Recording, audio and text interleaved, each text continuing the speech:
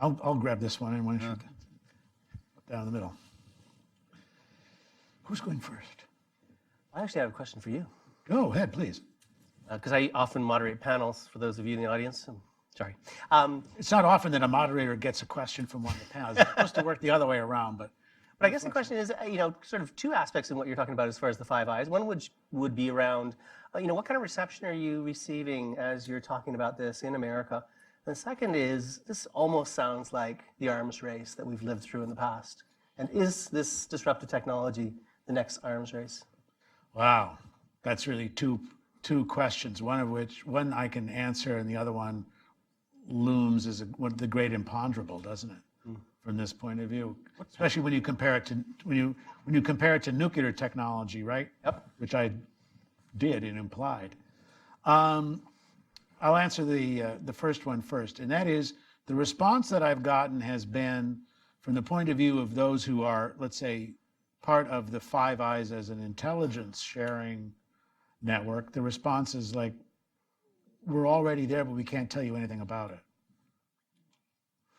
From the point of view of the scientists involved, including scientists at IQC, their view is information sharing, we already do that through our scientific journals, through joint projects and so on. That's not what we need. And so when I was developing this idea about the alliance and what a Five Eyes on Quantum would look like, what became front and center was, number one, expanding the reach and the ability to tap into resources, not just financial resources, but also intellectual and technical resources on problems that would bedevil, let's say, a researcher or a project or even a government agency that wants issues solved, and sort of what's the range of reach that I can get to and absorb. Because from the US point of view, there are a number of important obstacles limiting the sharing of information or even the exports of technologies that are just very challenging because it's a new area, it's a new technology.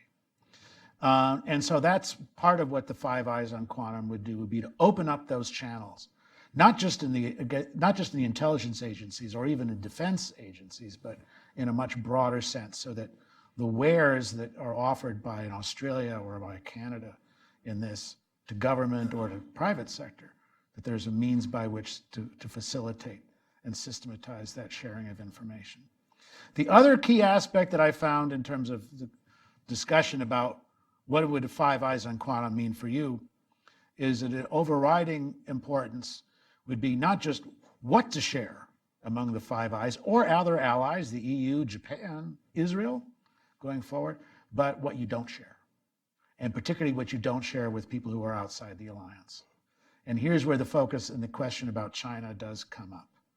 And one of the functions that I will see, as you'll see from the report, one of the functions of such a Five Eyes quantum network would be to decide and to keep track of what information, what kinds of projects to work on with Chinese scientists or Russian scientists is perfectly legitimate and advances the scientific knowledge, and what kinds of projects information maybe you don't really want to share, or maybe don't want to have scientists involved in an overall project. And in that sense, I suppose it is analogous with work in nuclear physics, right? There are certain areas in which purely scientific basis, all kinds of breakthroughs to be made, broad international cooperation is essential. But there are other certain areas, particularly those in which we approach weaponized types of technologies where you don't want to share and you want to keep things under close wraps and under control here. The danger always is, and this is one of the problems with one of the issues why Hudson sees the development of a broad-based network as important, is that if it's left to the intelligence agencies alone, their tendency is to share too little, is to keep the crown jewels close. Don't share it all, to go dark on breakthroughs in quantum technology and so on. And that can be very frustrating from a scientific point of view as well as for an economic point of view. And that too, I think, is also one of the things that would come with this and make it different from the Five Eyes. In terms of the military side, are we engaged in a new arms race? It's It's an easy metaphor to push for. The race for a quantum computer is like a race for the first nuclear weapon. I think there are important differences, but there are also powerful similarities. And one of those similarities is we know very well why the Chinese want to get the first quantum computer. You talk to DoD officials here about why they want a quantum computer, and they're very clear. They want that thing in order to decrypt whatever it is that that foes, present and future, are doing. They see it in that kind of role, and so that's definitely on everybody's mind as this goes. And it is part of what I think gives urgency to the project, but also I think gives me confidence that the U.S. and working with allies that we're not going to fall behind or come into second place in this race. Does that answer your question? That's good. That's good. I guess we're onto a completely the wrong topic, thanks to Iain. But maybe can I make a quick comment? Oh, please do. I think the discussion changes a lot depending on where you're sitting on the research chain as well. Yeah, there's no doubt. Further down the research chain, further you get towards application and commercialization, the discussion completely changes. For example, at Perimeter, where we're at the very, very front end of the chain, Quite. where our researchers are simply trying to figure out how the universe works, and we do everything from quantum to cosmos. We have a lot of partnerships around the world, a lot of partnerships in the States, information very freely exchanged, papers immediately get posted to the archive.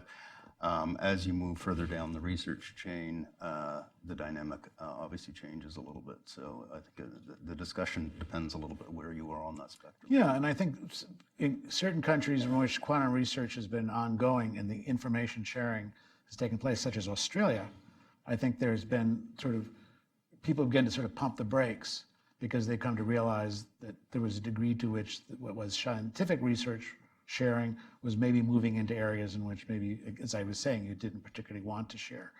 And these are all issues I think that need to be sorted out. These are the problems that a Five Eyes on Quantum network will address. It won't be solved before they get there, but the ways in which they do discussion.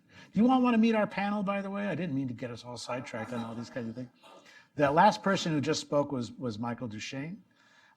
Michael spent 30 years as a senior executive and management consultant, working on projects in Canada, United States, Europe, South America, as well as Asia.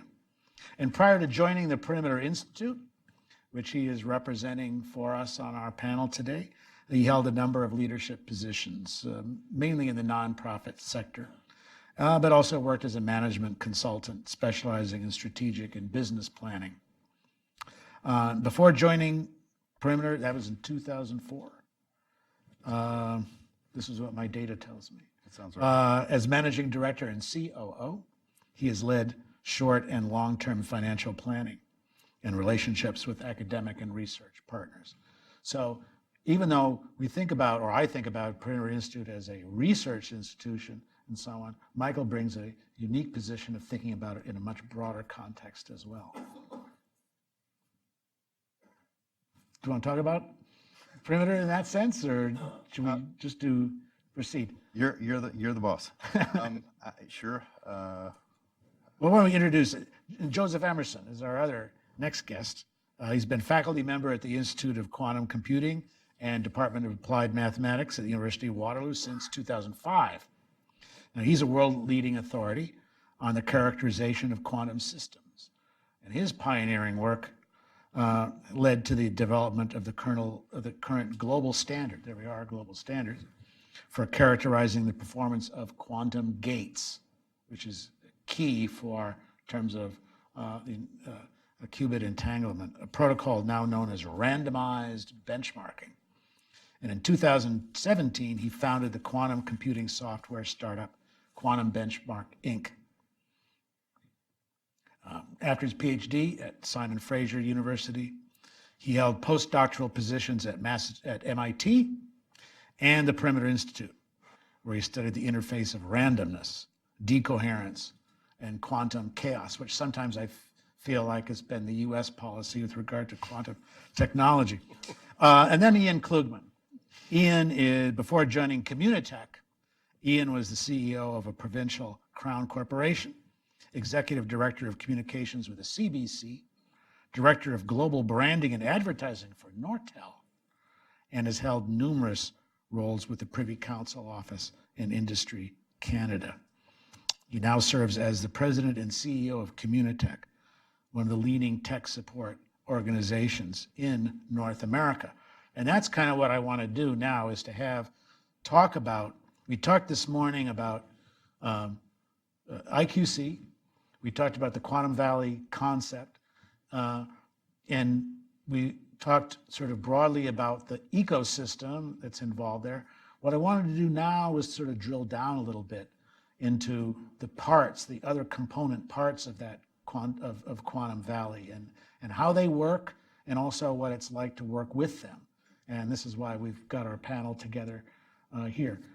I think it'd be interesting for our audience maybe to start with Iain, to talk a little bit about Communitech, which I found an absolutely fascinating place when I visited in May, and about how that fits into the overall picture of what Quantum Valley does and what's happening in Waterloo.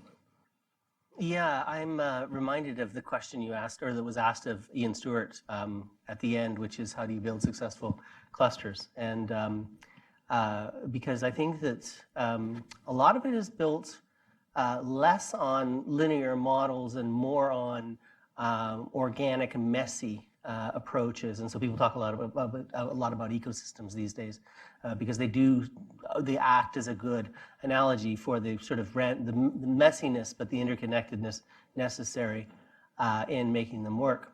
I think the other thing that is often overlooked is people do tend to believe that if the word innovation is used, then words like process can't be.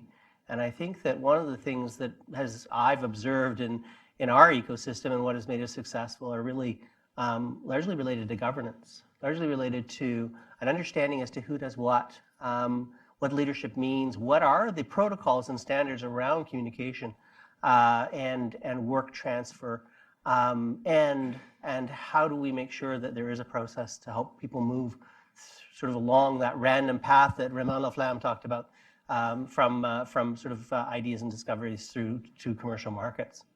And ourselves, I think it's interesting. We do live in this kind of oddball little community of 500,000 people, and that's really stretching it. But the interesting thing about our community is twofold. One of which is within our community we have 100,000 students and some world-leading centers in management technologies areas.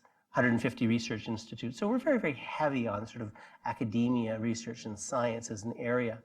The other thing that we're very much focused on is we tend to be ambitious about our ideas. So we have built some of the largest life insurance companies, liquor companies, food processing, and of course now technology-based companies in our region over the years. And so there's notion of we are the little train that could, or we like to punch above our weight. But there's a kind of a humble ambition to our community that I think makes it all work. And so what happens exactly at Communitech? As I understand it, it's a place where I'm a graduate, right, from the University of Waterloo, let's say, and I've come out with a degree, or I've come out of the IQC with a degree, and I go to Communitech. What's going to happen in there? What do I find when I step through those doors and talk to people? Well, we're a nonprofit, and the word help and helpful is very, very important to us. And so really we do two fundamental things, one of which is we do pay attention to the big ecosystem. So do we have the right kind of policy environment? Do we have the right kind of risk capital? Do we have the right kind of talent in our community? So there's this big overarching meta issues that we focus on and pay attention to. And we build a brand for this little town called Waterloo Region. And then the second thing we do is very much hands-on, and is the stuff that you saw probably more of, because that's the more visible stuff. Right. So we work with companies at every stage. So about 850 startups, 200 growth firms, and about 100 large companies on any given day are our clients. And we help them with very practical things, raising capital, finding customers, hiring people, et cetera. Yeah, because as I understand it, if you're a graduate from University of Waterloo, correct me if I'm wrong, you graduate with a project. You've got something in hand. You don't just come away with a degree, right? A piece of parchment, if they still put degrees on parchment anymore. I don't know. But anyway, I think animal rights people probably have put an end to that. But you come away with a piece of paper in any case, but you also come away with a project that you've been working on in your particular area, whether it's in physics or whether it's in computer science. And so the idea of it is you've got a project. Now, what do I do with this thing? And part of what the brain trust you're going to find at a place like Communitech is, well, maybe we have some ideas about what. Yeah, I mean, we do a fair amount of dream crushing, which I think is important. We're not always right, but you're absolutely right. I mean, part of what makes University of Waterloo remarkable are a few things. One of which is it's a reflection very much of our community. It's a very practical place. We're very much about how do we get things done. And they, the notion of the capstone project, which is in place in computer science and math, does lead to people coming out with something they've been working on pretty significant period of time at depth, and that does often translate into an idea for a startup. And so that does manifest, that model does work. I mean, the other thing that's really, really important is the whole co-op model, which is you go to school for 4 months, then you work for 4 months, you go to school for 4 months, and you do that. It takes you 5 years instead of 4 to get a university degree, but you come out and you've got 2 years of full-time work experience. And it's absolutely remarkable because it started out being sort of a very practical thing that we need, kids need to pay for their education, and it's really turned into a very, very powerful pedagogical model. And the bit about challenging profs that we heard about earlier, there's nothing more challenging than, the kid who has done, 1 term at school and then just spent 4 months working at, Intel in the Valley and comes back, bringing back that kind of expertise and firsthand experience. So it's sort of this 27,000 co-ops a year at the University of Waterloo alone, which are 27,000 touch points. So we talk about relationships between industry, academia. You've got that at the high level, you've got at the professorial and research level, but of course you've got at a student level, which you don't have in many other places. Yeah. I think a lot of that really comes down to how the culture has been built. When you look at Waterloo as a small place, it certainly has a history of punching above its weight, without a doubt. I mean, you saw BlackBerry coming out of a small town, becoming a dominant force at one point in the smartphone business. And there are many other examples as well. As Iain was talking about, you have a co-op system.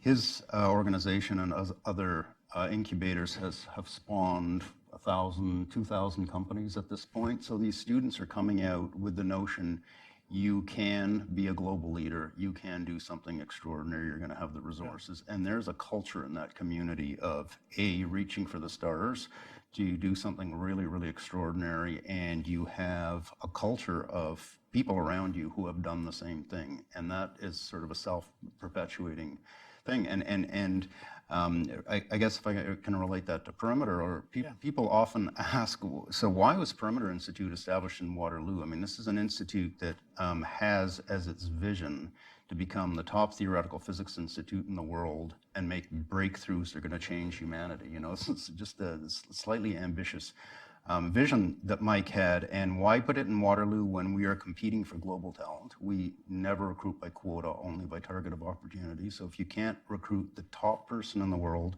or the person tapped as the next leader in their field, you don't recruit. So the bar is set extremely high that way. And so why do you put that in a small town like Waterloo?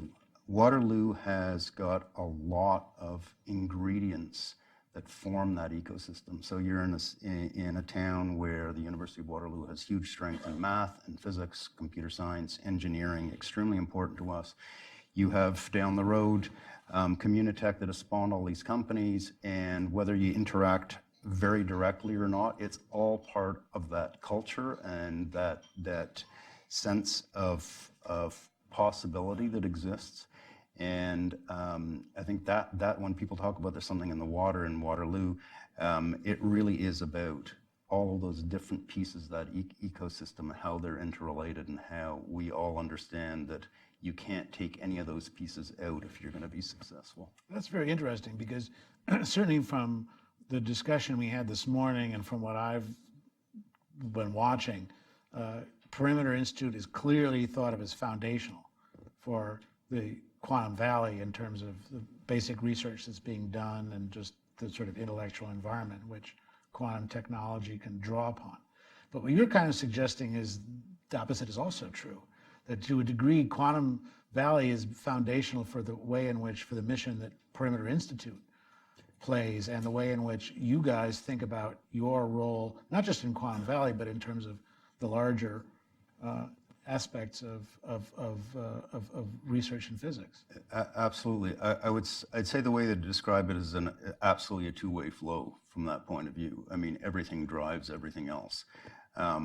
Ian's Communitech would be at the opposite end of the scale from us. We're doing extremely basic research. He's spawning companies that actually have products.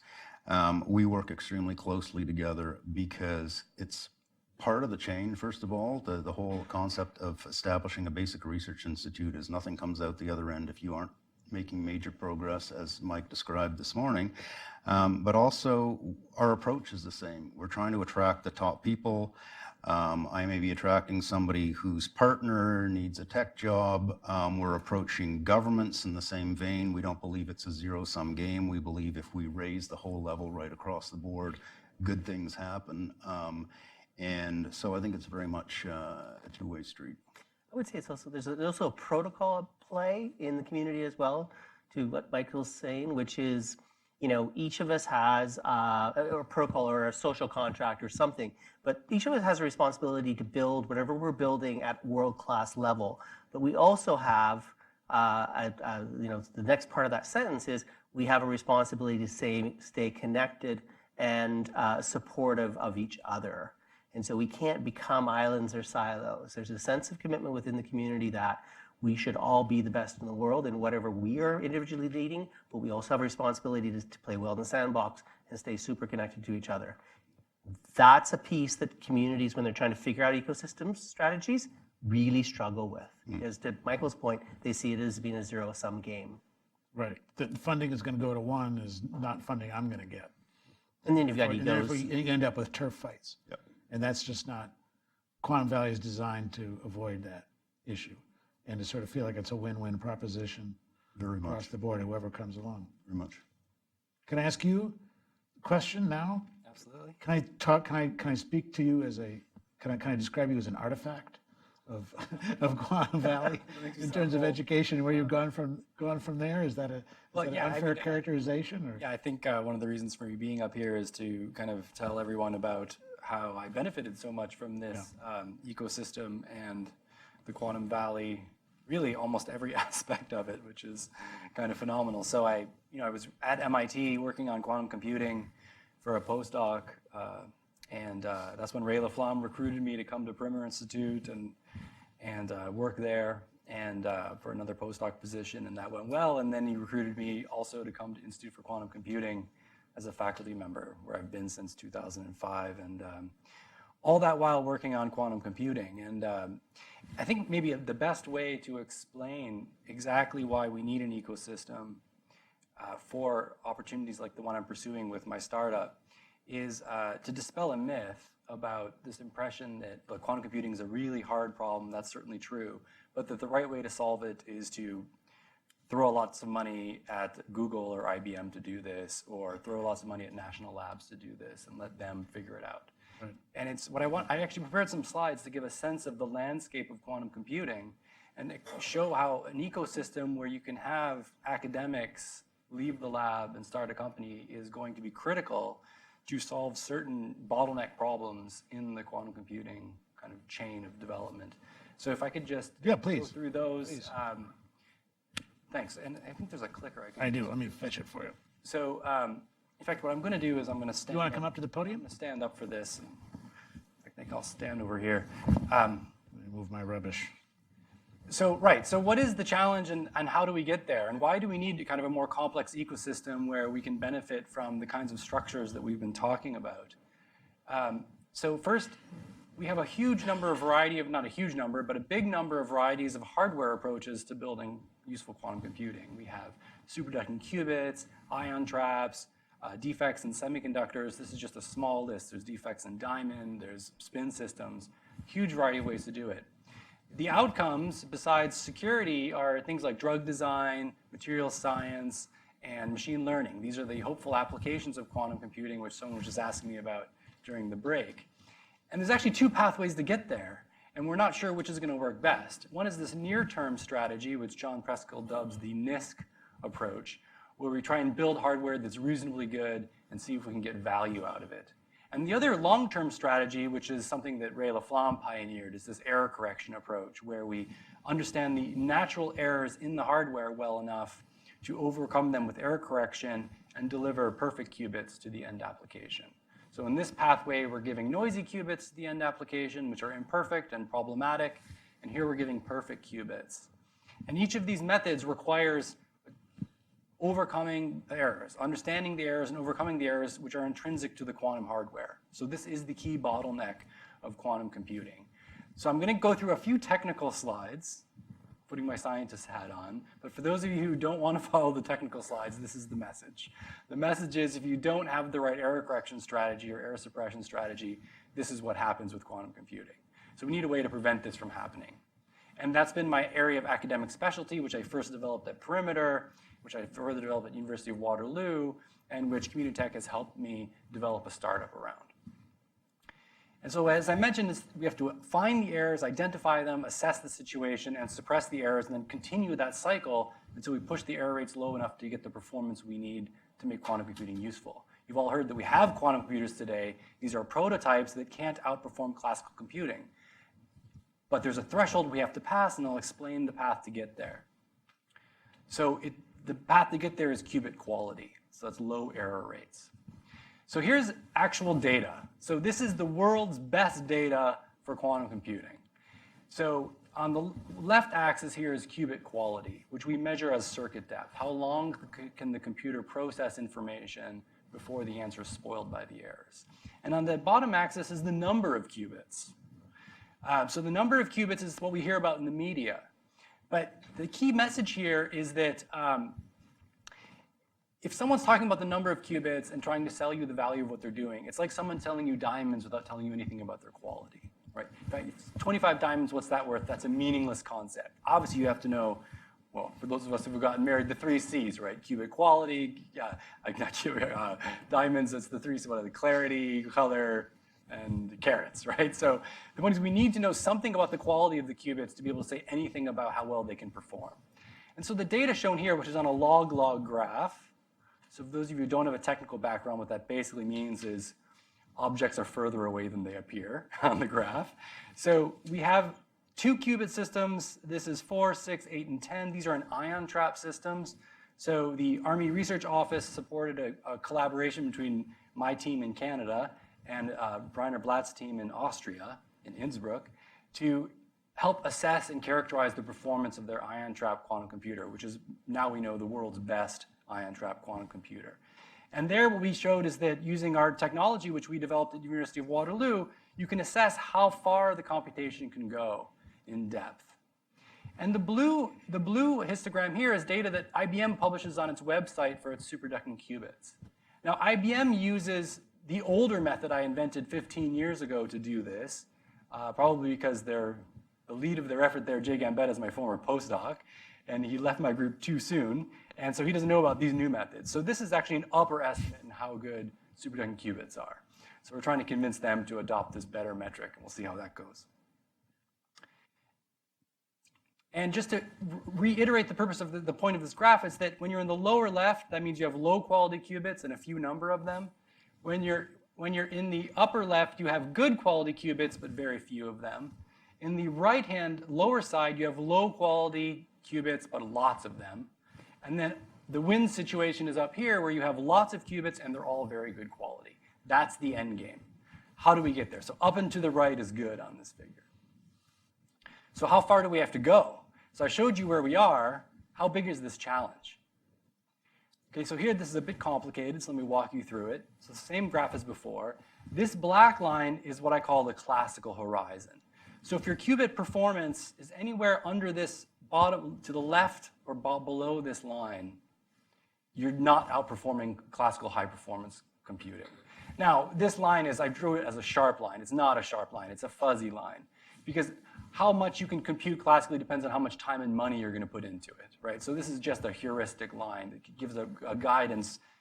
This method is just, you can do this on your laptop. Over here, there's some methods developed by IBM and Alibaba for sophisticated simulation of systems in that regime. And there's other methods that work well in this lower regime.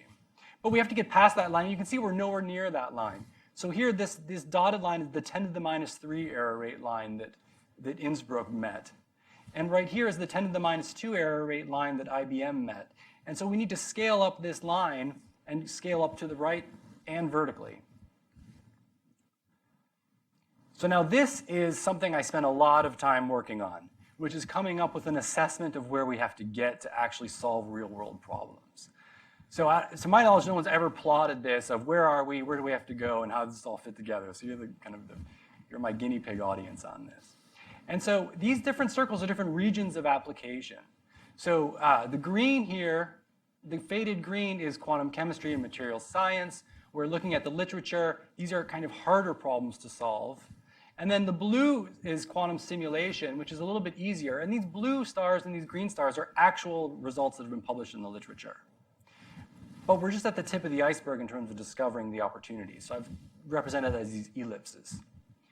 And then down here with the yellow, we have the faded yellow is science. Because we know that once we get past this barrier, we're achieving things with these quantum computers that we can't, is a new regime of discovery. So there's great scientific questions about materials happening there, spin chains, all kinds of things that scientists love to study. And then the darker yellow is this optimization problem, which we hear a lot about. Here, the scientific evidence is less clear, but it's hoped that this will be this low-hanging fruit of applications. And then I put machine learning in gray as the furthest goal. And after I chatted with Seth Lloyd just last week at a meeting, and he convinced me that it's actually quite a bit closer than this. So he's always been a very optimistic person. He was my supervisor at MIT, and definitely an optimist. And so the last thing I want to mention about this figure is two last things. One is that this is the region of early wins. So you see you need the error rates to be in this 10 to the minus 4, 10 to the minus 5 range, which we're not at yet. And we need the number of qubits to be in the hundreds to maybe low thousands at that quality. So that's where we hope to find these early wins with quantum computing. But this diamond here is what IBM and Google are trying to do. They're trying to build 100,000 or 1 million qubits, and we know as a fact that none of them are going to tell you they're going to get error rates below 10 to the minus 5 or 10 to the minus 6. That's the dream. That's the ultimate goal. But notice that when you build a system of that scale, you're way down here, below this classical horizon, essentially doing something useless. So why is that? Why are they trying to do that? And the answer is quantum error correction. And before I tell you about that, I want to give you a prediction of when we'll get there. So the research I've been doing is understanding the performance of quantum computers. And here I'm committing the cardinal sin that success is not up and to the right, but to the right and down. So as the error rates come down, we see over the years improved performance from the world's leading groups. So here we had an early experiment by NIST, led by Dave Wineland, a Nobel laureate, on benchmarking the performance of the 2-qubit gate. A few years later, IBM, shortly after Jay left my group, they performed this method and assessed their 2-qubit gate to be a little bit better than the ion traps at NIST. And then Google made a fantastic breakthrough with their hardware and were able to demonstrate a very high quality gate with low error rates. And then most recently, my research with Innsbruck, we've demonstrated the world's best 2-qubit gate, which is the bottleneck for performance at just above 10 to the minus 3 error rates. So that's very exciting progress. And it's this kind of progress that has led to this huge influx of investment from government and the private sector. Because of this demonstration, the technology is increasing exponentially in quality. This is a log scale. So this linear decrease here means exponential improvements in the performance of gates. So if we come back to my plot, and I said, well, this is what we have to get to, 10 to the minus 5, whether we're going to go for these early wins with the noisy hardware, or whether we're going to go for this long-term goal, this is the 10 to the minus 5 line on 100,000 qubits. When do we get there? Well, I just made this prediction very boldly, and I'm sure I'll regret it. But the current data suggests that we're improving by a factor of 10 every 2.8 years. which then suggests, I put 3 asterisks here to remind myself that there are 3 caveats I'm covering my butt with here. Caveat number 1 is, like in all financial investment, past performance is no guarantee of future success. Caveat number 2 is that and this is specifically for Claire, is that these experiments were done using my method, but they didn't do it correctly. They didn't do the error analysis correctly. So this is their published error bars. I had a student recalculate their error bars correctly, and they're this big. Okay, so this is why people need us to help them. Okay, and I mean, I think people outside of physics don't appreciate the amount of granularity of specialization. People working in the labs, building the hardware, are experts at specifically one thing. Theorists are experts at another one thing, and all of these people have to work together to come up with something that's cohesive and believable. But based on that prediction, we get a 6-year horizon to be getting to these wins, which is exciting.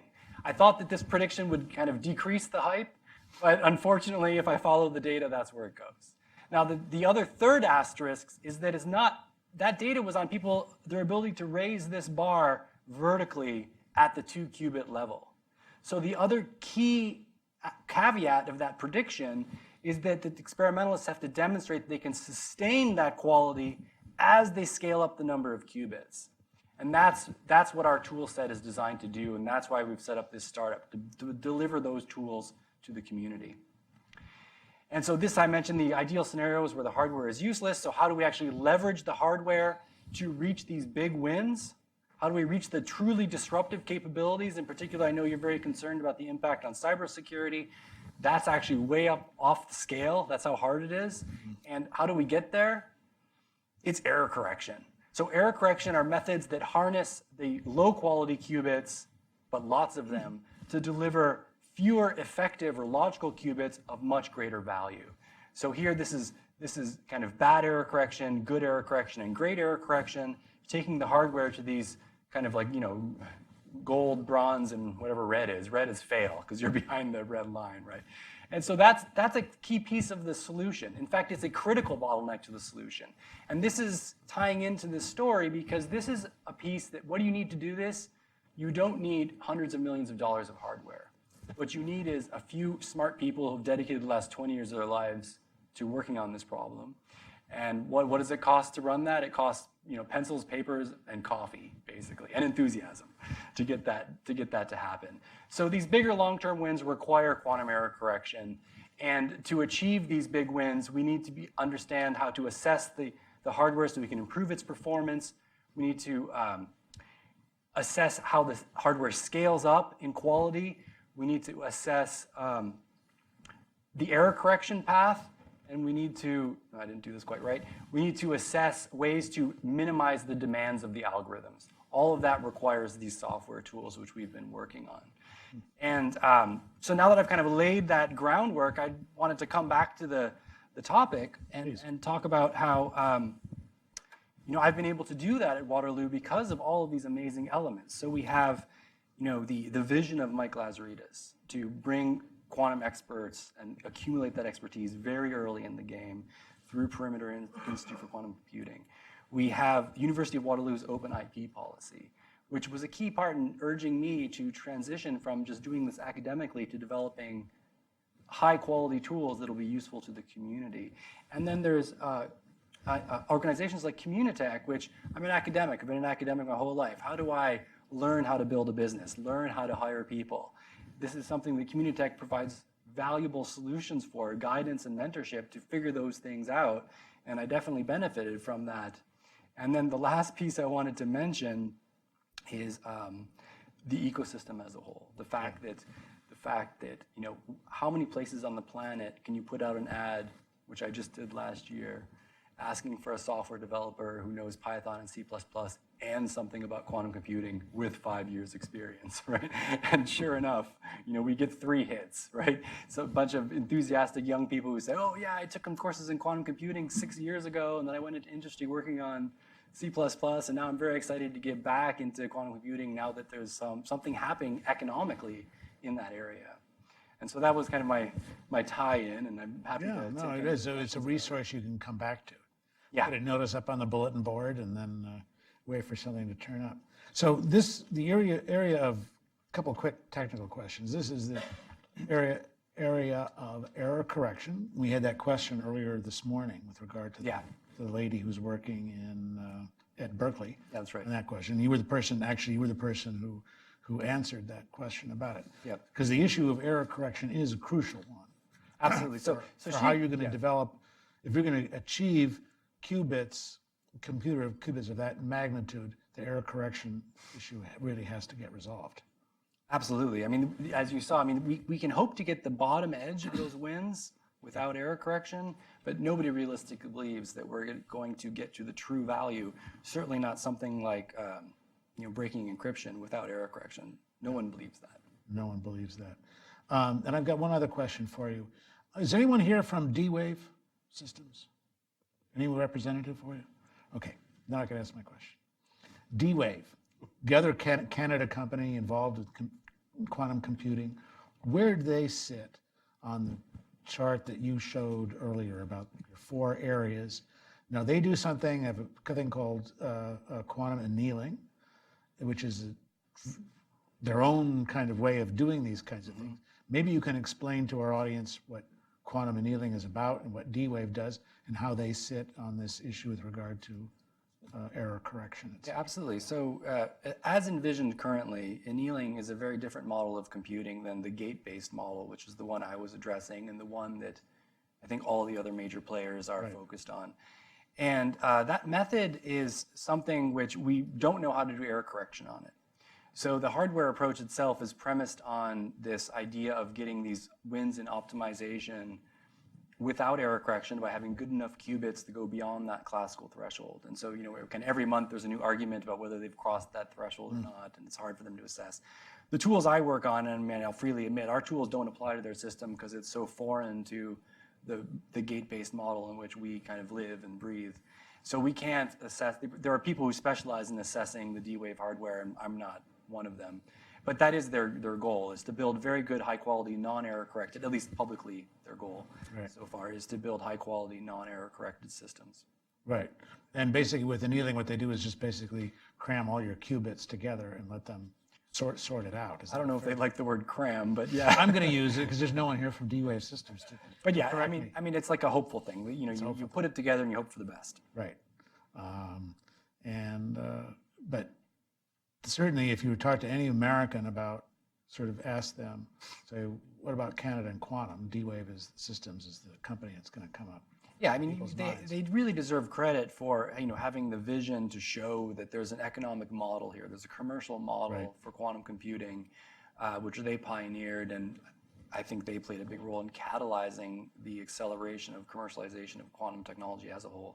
Yeah, from that point of view. But let's get back to Quantum Valley for a minute. We talked about the issue about islands and making sure that various component parts of Quantum Valley don't, in a sense, kind of isolate themselves from the other parts, but are part of the larger ecosystem. What about from the point of view of Quantum Valley and Perimeter Institute and Communitech and what you do?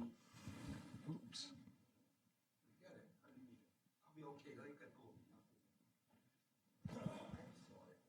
That's quite all right. Are you all right? Yes, I'm quite fine. Oh, good. I didn't mean to get this center of attention because I asked him a question before he referred to me during his talk about the person who asked me a question. I didn't mean to interpose myself. Oh, no, please. I'm quite fine. Great, no problem. I hope I answered it. I thought we had a question from the audience there for a moment. Quite excited. The issue of Quantum Valley's relationship with the other universities and centers that are engaged in quantum research in Canada, University of Calgary, for example. How does that relationship work itself out, and how does Quantum Valley see itself in relationship with the, if you like, the nationwide quantum work? So I think, so again, I'll relate a little bit to the Perimeter situation. So Perimeter is a completely independent research institute. It's very closely associated with has a lot of partnerships with universities, but it's run completely independently. But the whole philosophy was to help to raise physics in Canada in general. And so ties to other parts of the country are absolutely critical. So you have research partnerships, you have faculty members right across the country who have affiliate status, who get to spend time in Quantum Valley on a regular basis. We joint hire with a lot of universities. Perimeter's non-degree granting, so everything we do on the training front, we do in conjunction with a university partner. So it's very much set up to be non-competitive and very complementary. And again, how do you raise all boats? And so I think we've done that fairly successfully from that point of view. How does that pertain for Communitech? Oh, I think that there's been a significant focus and effort and investment in building really, really strong innovation ecosystems across Canada, regional systems in the last 10 to 20 years. And as part of that, there's become a connectedness between them to the point now where there are regular handoffs of companies where they need a specialized platform or technology or coaching, advice, capital, whatever the case may be, and those we tend to do those pretty seamlessly. I think there's a real sense. It's been mentioned a few times, and it's not insignificant in the fact that we are a very, very large country with a very, very small population, and our climate is not always sunny and warm. So it really has led to us having a reliance on each other. And actually that is important and valuable to us as we try and figure out, how do we sort of gang up together because we are small and we need each other. And there are other small, countries in the world, but there tends to be a density. And so we have to sort of artificially create density. And we do that through a lot of the sort of regional stuff that we do. We also do it through a lot of the national initiatives that we run, such as the supercluster project or initiative we talked about earlier. Yeah. And so to speak to that point of the kind of more national quantum effort, part of D-Wave's role has been to really develop a quantum community in Vancouver, which is of course out on the West Coast. And in fact, my investor for our startup is from Vancouver, and they were definitely, their interest was piqued in quantum computing from, I think, the D-Wave story. Oh, that's interesting. Yeah. So you can sort of slipstream behind the D-Wave story for saying this is not only an interesting and cool technology, but has commercial possibilities for what can happen afterwards. Can I just quickly get back to a comment that Joseph made that I thought was really great, the whole idea of major investments by the big players, which of course is incredibly important, billions of dollars being put into the Googles and the IBMs and what's going on in China. We often compare what's going on in Quantum Valley to the Bell Labs model, where you had theorists, experimentalists, industrialists. You had a mix of scientists all trying to make things happen, and you look at how the transistor was produced, and that at first the idea was the transistor might be good for a hearing aid, and the trillions of dollars of wealth creation that has been produced out of small groups of people, small ideas happening. And I think it's really important to remember that side by side with these big efforts is if you give opportunities to really brilliant young people in great settings to do the kind of work that Joseph does, you never know where the big progress is going to happen and where it's going to come from. We have a history of that happening in all sorts of different areas. And so I kind of like the comment on yes, there are the big efforts, but the small efforts may end up producing huge dividends. And if you can create a community where those kinds of possibilities are happening, I think you're doing something right. Yeah, and what you said about setting makes me think about the fate of Bell Labs too. Because if you're a fan of the last book that was written about Bell Labs, it's an interesting story because it started out as being, groups of scientists working in this series of almost kind of like tumble down cabins that were sort of connected with each other. People played ping pong and all that. And then as Bell Labs' reputation grew and as the funding came and the ability to say, we really got something great here, they went and built this magnificent multi-story skyscraper in which to house Bell Labs. And then slowly the creativity began to sort of drain out. And people just weren't in each other's offices as much as they had been back in the old tumble down sort of setup that they had started in this process. So that's also crucial. When you think about an ecosystem, right? And we talk about ecosystems, their fragility or their robustness.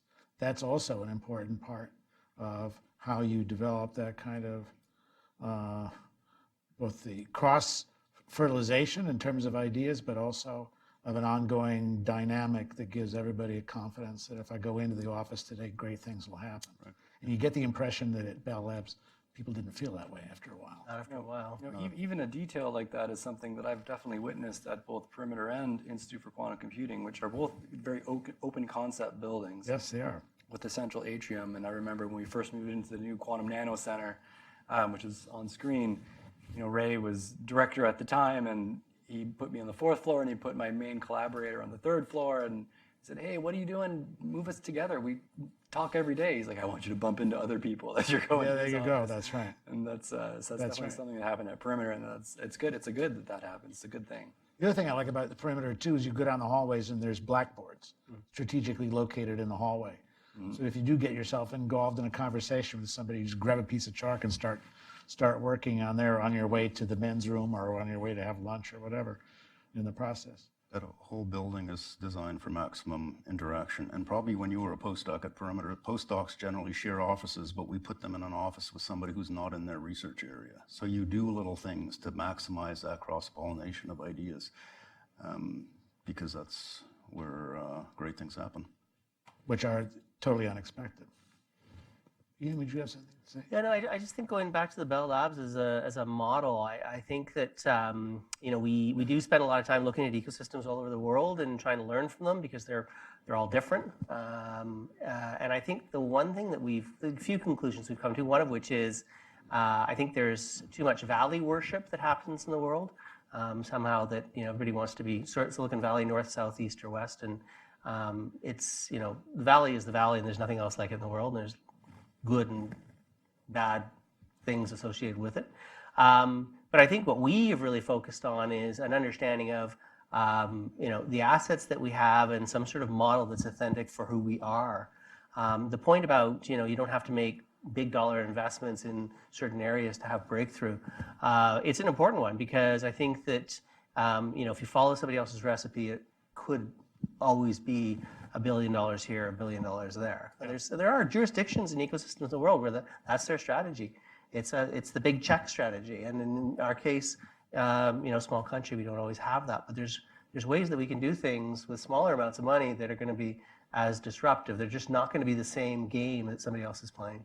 You know, and that's one of the reasons why, again, I come back to my little slide presentation earlier about the idea of a quantum alliance, and that is that U.S. has got huge resources it can commit and gear up to do it. But then you look at places like Britain and Canada and Australia and New Zealand, and I'll put the EU in there and other countries, and you sort of say for a fraction of the resources that we could devote, they've really thought this out very, very carefully. And by sort of saying, here's our budget, this is what we can do, but we have to really think it out carefully where that money's going to go and how it all works together. That can be a key thing that just writing the big check isn't necessarily an answer. And as again, I come back to everybody talks about China and the China threat and those issues. And we'll talk about that, by the way, in the next panel with Scott Totsky. We'll come back to China and Russia. But the point is that I think from the Chinese point of view, there is that big check mentality right now, and they may not find that they get quite as much bang for their yuan as they might imagine about this. I'm going to ask one more question, and then we'll open it up to questions from the floor. And that's you, Joe. I'm going to put you on the spot for a second. So the best quantum gate computer, you say, is Innsbruck now. Well, declassified, I guess. I believe you. So my question for you is, why Innsbruck? Now, the last time I was in Innsbruck, by the way, was 1971. It was a rather provincial town, so it may have changed a little bit since my day. But my question for you is that ecosystem-based success? Is it big check funding success? Just luck? What's the answer? Well, I think the two best labs at this were David Wineland's lab at NIST, and there was Rainer Blatt's lab at Innsbruck. And one of the things about the Austrian model is that they have the big wig professor with this massive pyramid of support underneath him or her. And the academic system in North America is more flat. Yeah. So each individual faculty typically has less resources. That's changing with these large grants, such as the CIFREF and things that other such large grants that David Corey has received, which enable an individual to really highly leverage their expertise with a large group. So we're seeing that happening in special cases in Canada, and at the national labs that also happens. So you get a lot of support and resources, and ion traps are hard to build, and it takes decades of expertise to understand how to finely tune them. And that's something that we saw happen in those two institutions because of that structure. Superconducting qubits are a little bit more accessible, so that's why you see most of the startups. So that goes again to the issue. It's not so much the amount of money, but how it's spent and how it's leveraged. Yeah, so that's my best guess. I'm not an expert on these things. That's just my It's reading interesting. of the tea leaves. It's interesting. Questions for our panelists? We've got one there.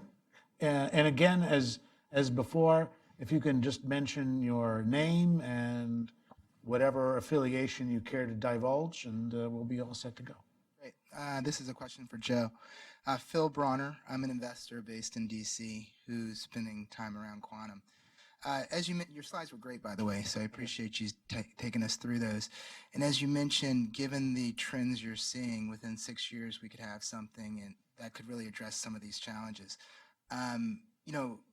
6 years in some ways is relatively quick, but as a startup CEO, that's a long time. And so how do you sort of manage your company in the interim to sort of get through until some of these opportunities present themselves? Yeah, that's a great question, and that's something that keeps me up at night, certainly.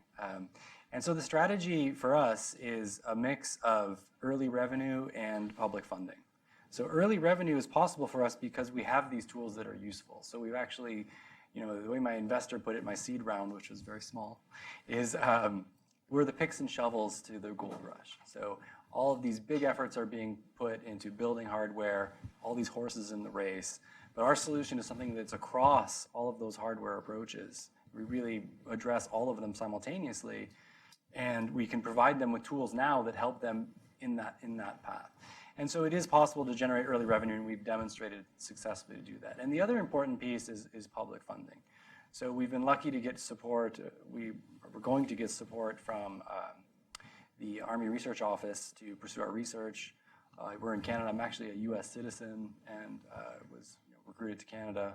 And so that's an important source of support, as well as various mechanisms in the Canadian public sector that support high-tech approaches, which will have an impact on the economy.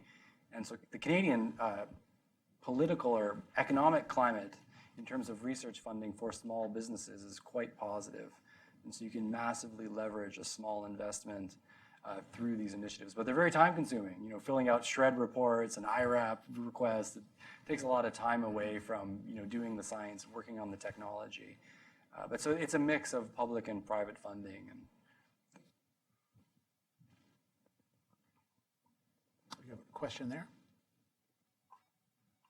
And then another question behind as well. Suzanne Small, I'm a Canadian expat. I have two questions.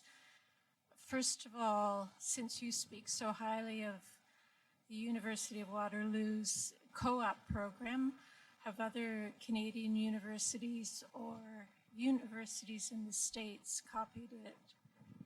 Secondly, as a graduate of the University of Toronto, I haven't heard much about Toronto in all of this. Are they involved as well? The co-op one?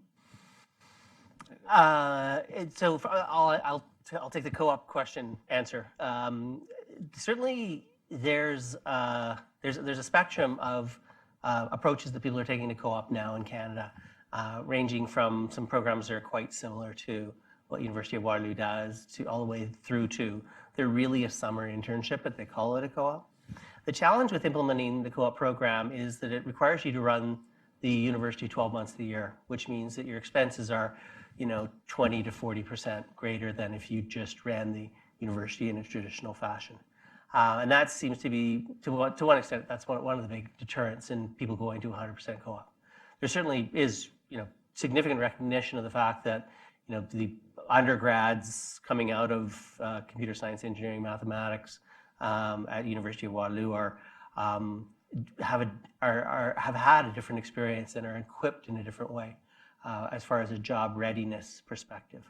But I think that there's, I certainly have been fairly vocal in trying to encourage other universities to move to a 100% co-op model.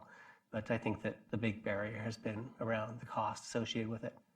There's some big co-op programs. I'm trying to remember whether it's Northeastern in the US, but there are some big co-op programs. Just as sort of an overall sort of net, we do see thousands of people coming from all around the world to look at sort of all aspects of our ecosystem on an annual basis. And one of the big things they're coming to learn about is the co-op model. So there certainly seems to be a lot of recognition and interest in the model. The only thing I'd add to that is to reinforce the infrastructure that's required to run a great co-op program. And UW got a very, very early start on this. They run a big machinery. It's fantastic. They have a lot of connections to place their students. So a co-op program is only as useful as the great placements your students get. And I think some universities have trouble making the steps to get to that point. But as Iain said, there are some that have approached that. On the U of T front, so we have very strong connections to U of T. So U of T is one of the leaders in virtually every field that we work in at Perimeter. We jointly hire with the University of Toronto, so some of our faculty spend part of their time in Toronto, some of them at Perimeter. We share postdocs. Again, our graduate training programs are closely connected. We actually run a van between U of T and Perimeter, so very strong connections that way, and a very big strength of the university. I'll just add a plug for the Waterloo Co-op program, which is that I spent some time in Silicon Valley and talking to some of the partners in the top investment firms there. They talk about Waterloo as being their secret source of recruiting experts and all kinds of technical and STEM areas. It's underappreciated, I think, globally and across the border. Yeah, and there's another model for us, as Americans too. Then we had a question there, the gentleman. My name's Dan Wormser. I do treaty verification technologies at the Department of State. And I have a question for all of you, I guess especially Joe. A few weeks ago at the National Academy of Sciences, there's a discussion about this topic, and the feeling was that the low-hanging fruit in all of this is in the quantum sensing area, that you just don't need as many qubits to pull this off. And I haven't heard anything about quantum sensing and maybe taking advantage of the low-hanging fruit there today. And I'm wondering, is Quantum Valley involved in doing that? And if they aren't, why not? Yeah, great question. And you're absolutely right. It is a low-hanging fruit. Just to clarify, in my figure, I was talking about computing applications. Right. And in some sense, quantum sensing can be a computing application because to increase the sensitivity of the quantum sensor, it may require a small error correction loop to get better performance. That's something that Misha Lukin from Harvard pointed out a couple of years ago.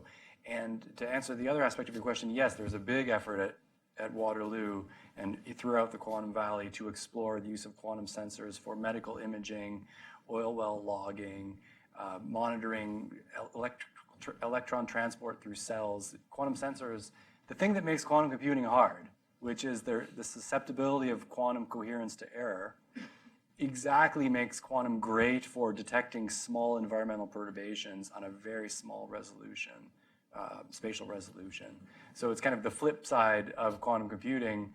Quantum computing, we're trying to push the errors away, and in quantum sensing, you're trying to find them because they represent something that's happening in the environment you want to know about. And there is a big push there, just unfortunately to get addressed today. Yeah, and as you know, from the point of view of our DoD, quantum sensing is a very hot topic for them. they worry about, for example, the Chinese are very keen on quantum sensing and have already laid claim to the notion that they can already detect stealth technology, which, as you can imagine, that's not good news if you're in the Air Force. And the Navy worries about quantum sensing in terms of being able to detect those, again, those minute variations in gravitational fields for, let's say, nuclear submarines, right? So these are key issues that are of great moment and great concern at a DoD level. And it is, I think, important, again, for as the U.S. thinks about quantum sensing within the quantum spectrum of technologies, to realize it is one slice, an important slice, but it's one slice of the overall picture. And one does worry, if I may say, that to a degree, if the DoD gets the quantum sensing bit between its teeth, that it'll go chasing off that way. And the other possibilities and the other applications and the reinforcement, as Joe was just saying, that really, in a sense, that what you've got is this sort of complementarity between quantum sensing and quantum computing, that points like that get lost if you're just sort of thinking about, what are the Chinese doing and we have to do the same thing. Well, let's thank our guests and our panel. Thank you very much. And